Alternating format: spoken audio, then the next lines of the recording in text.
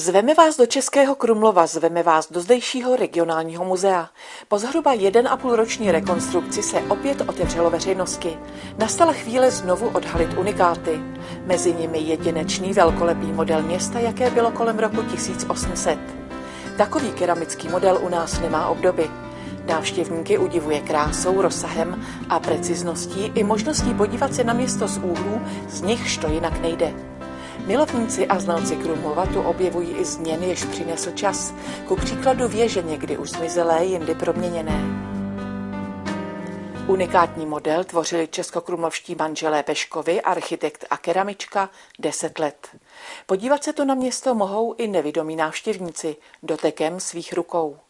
Model je součástí trvalé expozice v sále, jemuž symbolicky vévodí Vilém z Rožmberka, jeden z nejvýznamnějších zdejších vladařů. I o jeho časech vypovídají exponáty z paměti dní všedních, svátečních, ale i válečných. Průbířská pec a poučné knihy s návody, jak destilovati či jinak proměňovati, připomínají, že se na krumlovském Rožmberském dvoře velmi dařilo alchymii. A že k ní patřily nejen tajemné či lehce podvodné permutace, přísliby elixíru mládí a přeměn ve zlato, ale i počátky věd vážených, fyziky, chemie, botaniky a farmacie, jež připomíná i skvostná barokní lékárna. Půvabná je také možnost nahlédnout do příjemností života vyšší společnosti. Součástí stálé expozice jsou historické obrazy, často s biblickými výjevy, a mimořádná sbírka historických plastik. Do tváře tu můžete pohlédnout madonám i světcům. Sám o sobě velký důvod k návštěvě regionálního muzea v Českém Krumlově. První krátkodobá výstava po rekonstrukci umožňuje nahlédnout do vlastních depozitářů a má čím překvapit i okouzlit. Mužejsky ocení především zbraně chladné i palné, ale co z dalšího, co k boji patří. Zaujmou střelecké terče i cínové nádobí. Možná i z něj zabíjeli válečníci. Dámy dozajista ocení překrásný porcelán v mnoha podobách. A světově ceněným unikátem je hyalit, tajemné barevné sklo z bukvojských skláren.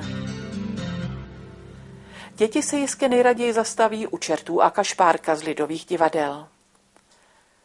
A návštěva u venkovských lidí na Českokrumlovsku, půvabné detaily z jejich života každodenního i svátečního, jejich paráda i živoucí možnost pohlédnout jim tváří v tvář. A také s úctou obdivovat jejich práci, řemeslo fortelné, sloužící, ale i krásné. A krása zas na jiný způsob ze společnosti církevní a městské, a tedy i hodiny, které měřily čas, který už uplynul a který zanechal stopy právě i v muzeu. A čas zase jinak zachycuje i přehlídka historických map, zaujme historicky i výtvarně.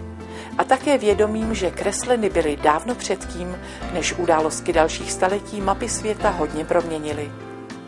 Výstavu map i nahlédnutí do depozitářů vystřídá v září velká expozice věnovaná 700. výročí města. A je na co se těšit. V regionálním muzeu v Českém Krumlově jste vítáni.